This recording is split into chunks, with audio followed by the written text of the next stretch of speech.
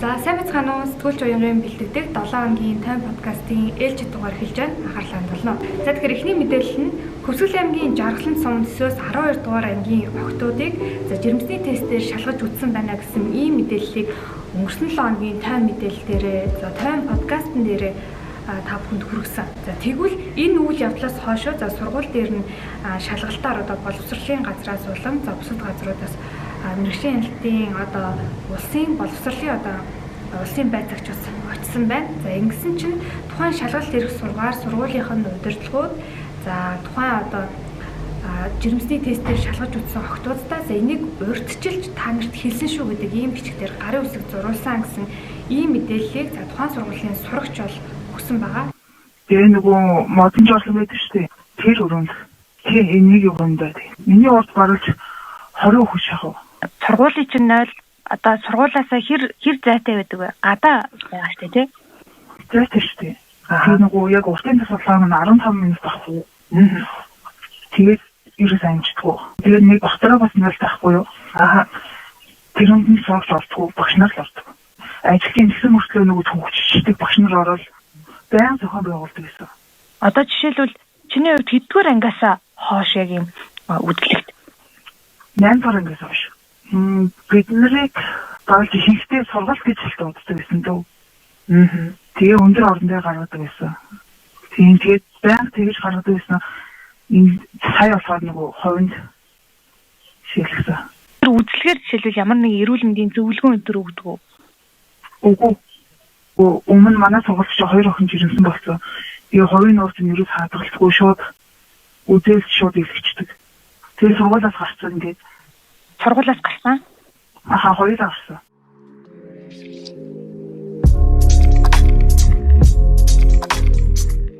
За тэгвэл охтын үзлэгтэй холбоотой мөн охтуудыг жирэмсэн хэсгийг шалгасан гэд энэ асуудалтай холбоотойгоор хамгийн анх мэдээллийг хөөрхөн зүрх төрийн бас байгуулагт тухайн сургууль дээр тестээр жирэмсний тестээр шалгуулсан охтууд бол мэдээллийг өгсөн байдаг.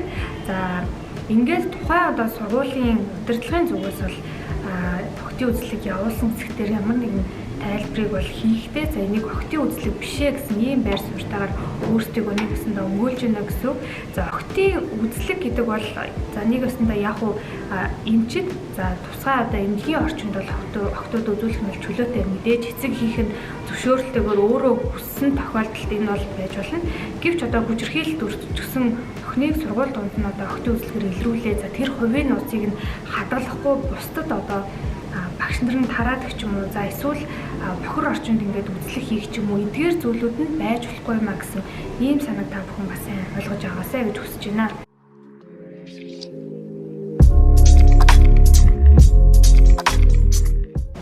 Гэгээлэг мэдээ нь жишээлх юм бол нэлээ 2-7 хоногийн өмнө шахуу охтод ариун цэрийн хэрэглэлийг үн төлбөргүй тараах уу гэдэг тийм асуудлаар нийгэм тэр даяар ахын орчинд ялангуяа нийгэмсэндээ хилцүүлэг өрнөсөн гэж хэлж болно. За тэгвэл үүнтэй холбоотойгоор Монгийн цогцлбор сургууль болохоор нийт эмэгтэй сурагчдаа 2-р сарын 28-наас эхлээд бие засах өрөөнд нь ариун цэврийн ийм савтай хэрэглэлийг тавиад ингээд хэрвээ хичээл дээрээ байж хад яаралтай үед гинтийн байдлаар биений эмч ирсэн бол энэ ариун цэврийн өрөөнд байгаа хэрэглэлээрээ гэсэн ийм нэг хөөрхөн санаачлагыг эхлүүлсэн байна.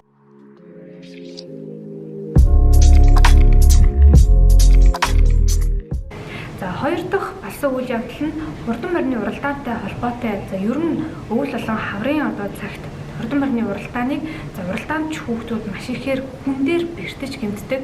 Тухайн нөхцөл нь маш хүнд учраас хурдан морины уралдаан зохион байгуулахыг бол хориглосон байдаг. Гэвч уяачлалын зүгээс хурдан морь унах нь бидний өв уламжлаа гэсэн ийм нэг зүйлийг бол ярьдаг. Гэтэл жишээлх юм бол өнгөрсөн 7 хоногт Ховд аймгийн 3 сумд хурдан морины бооцоотой уралдаан бол уралдаан зохион байгуулсан талаар мэдээлэл гарсан байна. Ховд аймгийн нутаг дэвсгэр дээр 2022 он гараад хурдан морины уралдаан зохион байгуулсан гэсэн 3 гомдол мэдээлэл бүртгэгдсэн байгаа. За 2 сарын 10-ны өдөр Манган сумын Баянгол багийн нутаг дэвсгэр дээр 2 сарын 19-ний өдөр Цэцэг сумын Хажинг багийн нутаг дэвсгэрт 2 сарын 13-ны өдөр Алтай сумын Тахил багийн нутаг дэвсгэр дээр хурдан морины уралдаан зохион байгуулсан гэдэг ийм бүгд эрхийн зөрчил дээр бид нар зөрчлийн хэрэг үүсгээд хэрэг хянан шийдвэрлэх ажиллагаа явагдаж байна. Хурдан морины уралдааныг мэдээж засгийн газрын тогтоолоор хоригдсан байгаа. Монгол Улсын нутаг дэвсгэрт өвлийн хаврын улиралд хурдан морины уралдаан сэргээ сунгаа зохион байгуулахгүй байхыг тогтоолоор гаргаж ингэж хоригдсан байдаг. Мөн Ховд аймгийн засгийн дарга маань захирамж гаргаад энэ аймгийн нутаг дэвсгэр дээр мэдээж сумдын засгийн дарга нар бас захирамж гаргаад хурдан морины уралдаан сэргээ сунгаа зохион байгуулахгүй байхыг хоригдсан байдаг. Гэвч иргэд өөртөө санаачлахаараа зохион байгуулад сумын болоод багийнхаа уяачдын дунд бооцоотой тийм уралдаан зохион байгуулсан байна. Улирлын хувьд бол бас хүйтний улиралд хаврын хавсрах залхитай үед уралдаан зохион байгуулахгүй байхыг мэдээж зөвлөсөн. Энэ чинь Монгол Улсын засгийн газарт нүүбийн хүүхдийн эрхийн хорооноос зөвлөмж өгөөд энэ зөвлөмжийн дагуу насан туршийн хүүхдийн хүнийг ажилуулахыг хоригдсан ажлын байрны жагсаалт тэгээд засгийн газрын тогтоол гаргаад хурдан морины уралдааныг хоригдсан юм шийдвэр байгаа.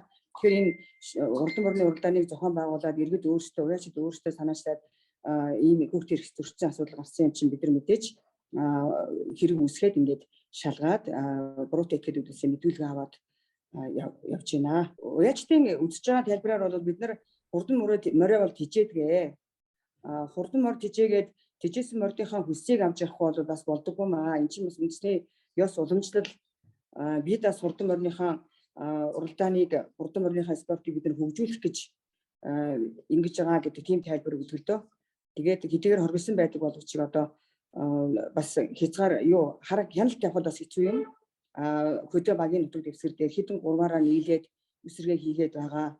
За тэгээд алдар зохион байгуулалтанд оруулаад өөртөө уриалаад эн чинь захим нууц тийм бүлэг дээрээ бүгдээрээ нэгдээд ингээд зохион байгуулаад байгаа тохиолдолд бид нар цагдаагийн байгууллагаараа мэдэгдээд сумдынх нь нутаг дэвсгэрийн хамтарсан баг буюу цасдаргаар нь ахлуулсан багийг ажилуулад тэр уралдааныг нь таслан зогсоох юм ажлыг бол хийж байна. Ерөнхийдөө бол эхний насны буюу их насныхан мордын уралдааныг бол зохион байгуулад хоёр дахь уралдаанаас нь насныхан мордыг гарахын өмнөх нь бид нар таслан зогсоосон юм үйлдэл байж байгаа. Хүүхдүүдийн хувьд эртэж гинцэн ямар нэгэн тийм тохиолдол гараагүй 7-оос дээш насныхаа хүүхдүүдээр морио онолсон аль болох бага биш нэг 10 11 12 настай хүүхдүүдээр бид нар морио онолж байна. Тэгээд комбинзон болоод малгай биелэг бүгдийг өсгсөн гэдэг ийм тайлбарыг уяач зохион байгуулсан уяачд маань өгч байгаа.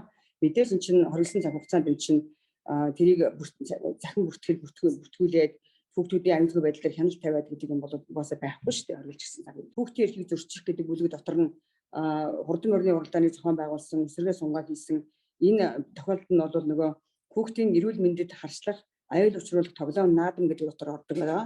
Тэгэхээр энэ зөрчлийн тухай хуулийн 3-ын 3 дугаар зүйл заасны дагуу буруутай этгээдэг бид нар хариуцлага тооцноо.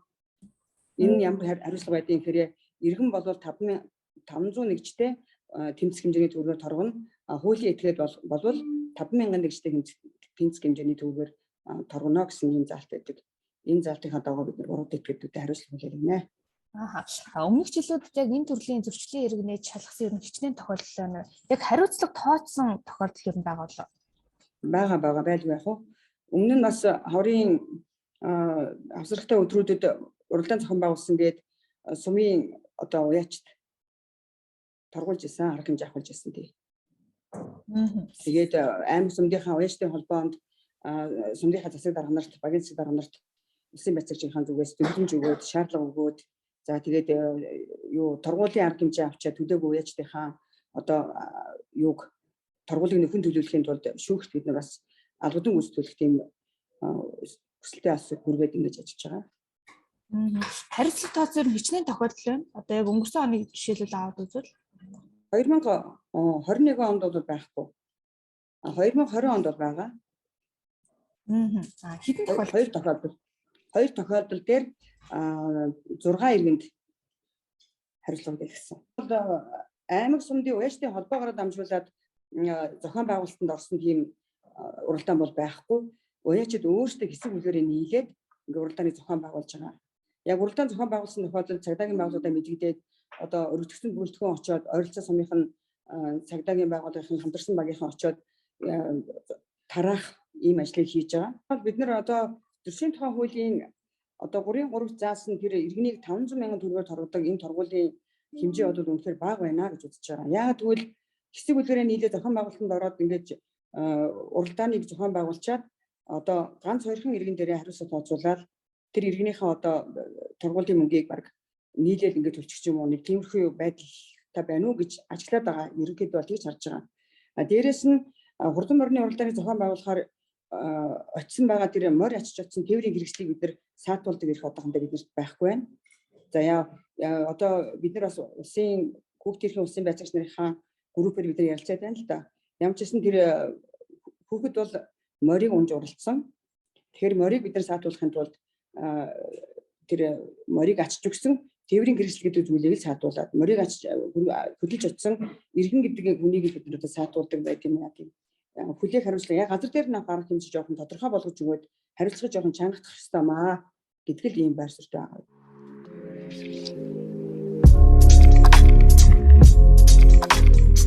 Энэ 7 хоногт болсон за бүх нийтийн анхаарлын төвд байсан яг аргагүй нэг чухал асуудал нь Монгол Улсын их сургуулийн за хууль зүйн сургуулийн 5 дугаар курсын оюутантай холбоотой асуудал байлаа.